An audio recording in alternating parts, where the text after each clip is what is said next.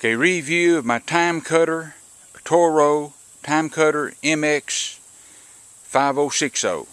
This is a 50-inch. Bottom line, I would buy it again. I'm going to give you the things that are negative, and then I'll give you the positive. But bottom line, I would buy it again. When I first got it, I backed it out of the garage. It jerked quite a bit. It doesn't jerk, it jerked right and left just a little bit, because of the the type of mechanism it is. But it did jerk. Now if you put it on the low speed underneath the seat, they call it smart speed, okay? That blue handle. If you put it in low and back out, then it doesn't jerk as much. But this is not a deal breaker. The electric parking brake.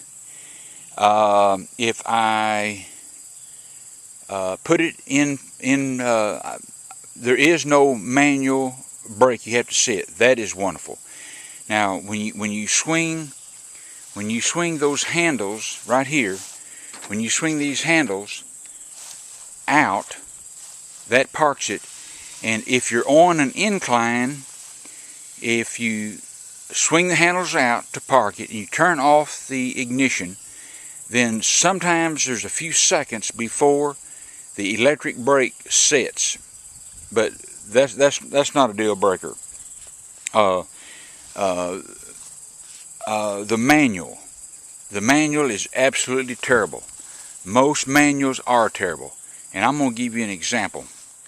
I emailed Toro about the manual. They didn't care to acknowledge. The top management, they don't have a clue how terrible the manual is. And I'm going to just give you an example here. First of all, there's I know they have to list the safety stuff, the safety junk, over and over again to protect themselves from these sue-happy people. But anyhow, there's still too much verbiage. Now, we're on page 33, checking the tire pressure. And I'll just read part of it. Check the tires, let's see, check the tires when, where am I? Check the air pressure tires at the valve stem. Oh, really? Now, we're going to drop down here. Inflate the rear drive wheel tires to 12 pounds. They don't mention nothing about the front tires at all. So, but that's just one example. There's several things in the manual, but 99% of manuals, they're using the old military style. They wrote this manual years ago, and they call themselves, probably changing a little here and a little there. The bottom line is the manual is poor, and most manuals are. The belt come off one time shortly after I got it, but it has not come off since. Now, this foot assist right here, I'm going to walk around, or maybe you can get a side view of it. This foot assist is supposed to, you're supposed to be able to put your right foot on that, and when you adjust the height with your hand, with this hand valve right here, then you're supposed to be able to use your foot to help take the pressure off.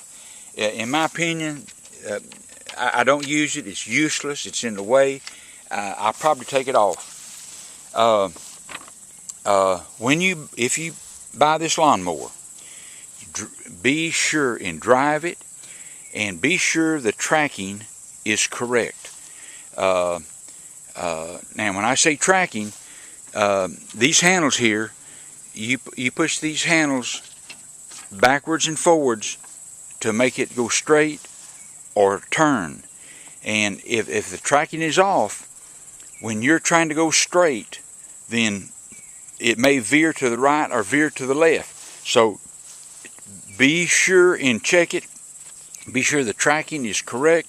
If it is not, getting it back to the dealer and getting him to fix it in grass season is like pulling teeth from a grizzly bear. The high-low speed, you know, I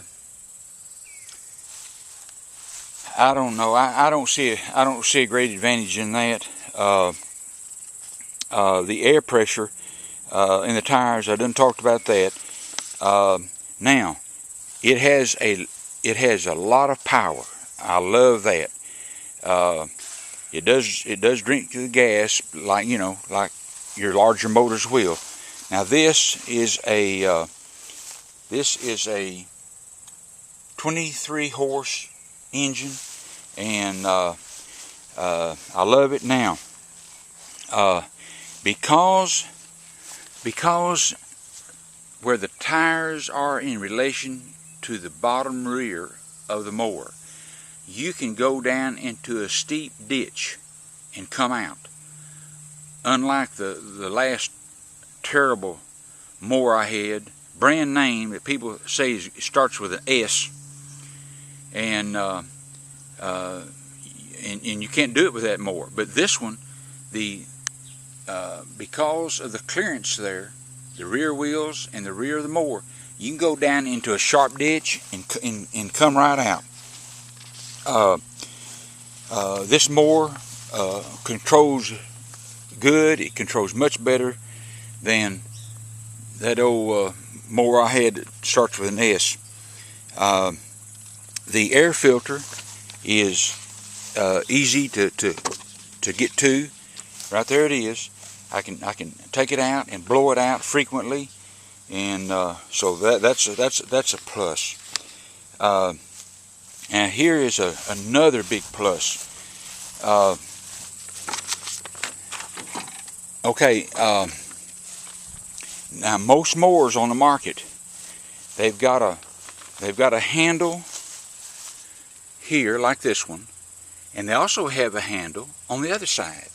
One of them is your brake, one selects the height, and it's hard to get on and off because I wear shorts, and you'll catch your shorts on this handle. Okay, this mower does not have anything over here to keep you so you can get on and off on the left side, and you won't catch your clothing on it.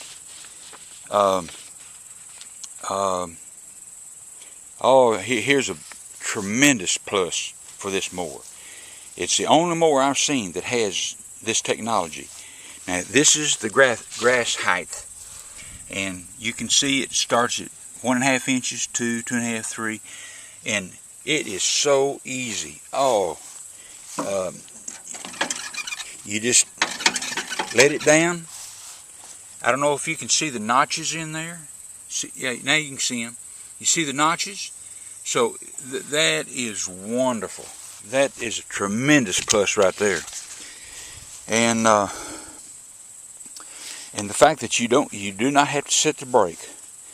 So that's a big plus. So the height adjustment, the mounting and dismounting, and you don't have to set a brake. The air filter, easy access, those are 3 wonderful points, and so I would buy it again. And if you have any questions, just ask, and I'll probably check it and answer your questions.